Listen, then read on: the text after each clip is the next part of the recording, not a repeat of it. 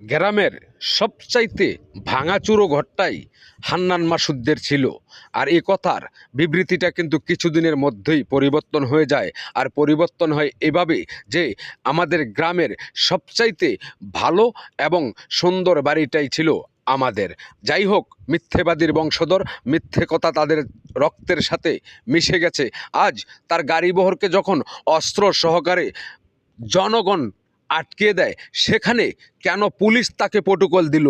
কেন ওই জনগণের হাতে ওই কুলাঙ্গারের বাচ্চাকে তুলে দেওয়া হলো না জনাব তারেক রহমান? তাহলে কি ভেবে নিব যে এই হান্নান মাসুদ কিংবা এই যে জামাত শিবির, রক্ষাটা আইমিন বটবাহিনী পার্টি, এনসিবির সবার সাথেই যাই করছেন আপনারা সম্পূর্ণটাই নাটক। যদি নাটকই না হবে, আসামি তার পরিচয় সে আসামি, একজন অপরাধীর পরিচয় সে অপরাধী। আজ হান্নান মাসুদের গাড়িতে কেন অস্ত্র থাকবে আর সেখানে কেন পুলিশ প্রটোকল দিবে? পুলিশ কি ভুলে গেছে তাদেরকে কিভাবে পুড়িয়ে মেরেছিল? পুলিশ কি ভুলে গেছে তাদেরকে কিভাবে কুত্তার মতন পিটিয়ে মেরেছিল? পুলিশ কি ভুলে গেছে শুয়োরের মতন তাদেরকে এখানে সেখানে ঝুলিয়ে রেখে মেরেছিল? আসুন আমরা ওই হান্নান মাসুদের ভিডিও ক্লিপটা দেখি।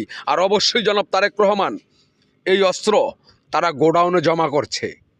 প্রত্যেকটা এনসিবির নেতাকর্মী, প্রত্যেকটা জামাত শিবির বটবাহিনী পড়াকের বাড়ি ঘর টয়লেট থেকে ধরে সম্পূর্ণ জায়গা ছাস করুন। প্রত্যেক জায়গায় আছে মরণঘাতী অস্ত্র। আর সেই অস্ত্রগুলো তারা এখন একত্র করছে শুধু আপনাকে ফালানোর জন্য। হান্নান মাসুদ অস্ত্র নিয়ে ধরা খাচ্ছে, প্রশাসন তাকে সহযোগিতা করতেছে।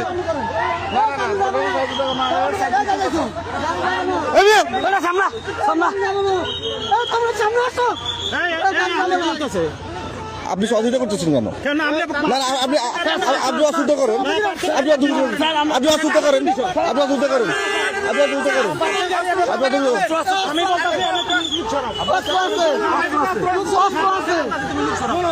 আপনি তো করেন অসুবিধা করেন।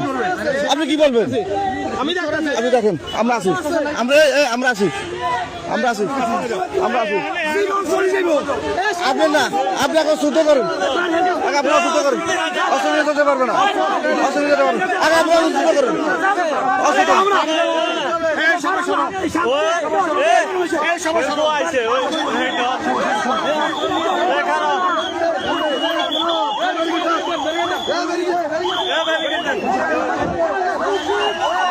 হান্নান মাসুদ অস্ত্র নিয়ে ধরা হচ্ছে, প্রশাসন তাকে সহযোগিতা করতেছে।